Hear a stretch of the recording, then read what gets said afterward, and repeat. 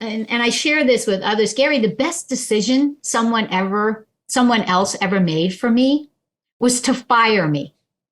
It was the best decision. And the reason I say that, this is this turning point, okay, that you ask about.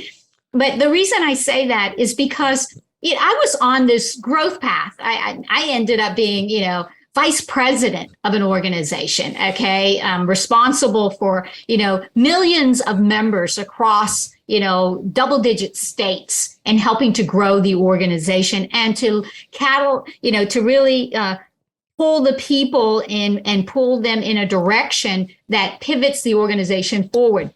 And so when I got fired, it was a turning point in my life because I thought, okay, well, they gave me a great package. They said, hey, went through all these synergies and, we're on our fourth round and hey, been nice. But, and up until that point, I'd been very successful from a marketing perspective. I mean, we had huge campaigns. We won, it was incredible. And so when you talk about productivity and performance, hey, thumbs up. When you talk about people management, and really developing people, thumbs down.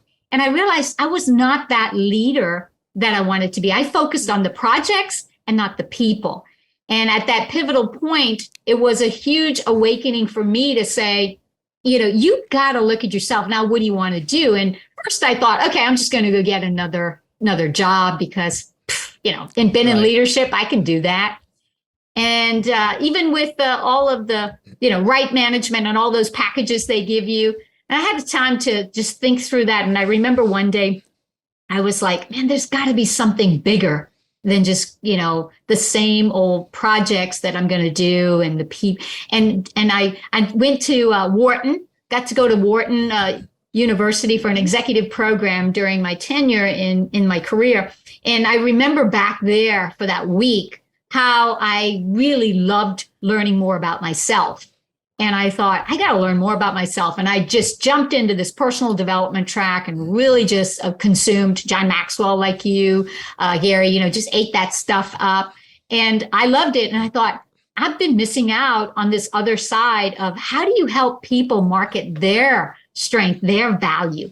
And then that was a change for me. And all these opportunities that I was looking for to get promoted and get these new jobs, no door opened. What doors were opening were people were calling saying, hey, I hear you do some consulting, some coaching. Can you help me out with this project? Can you help me out with this? Can I hire you to do that? It's like, sure.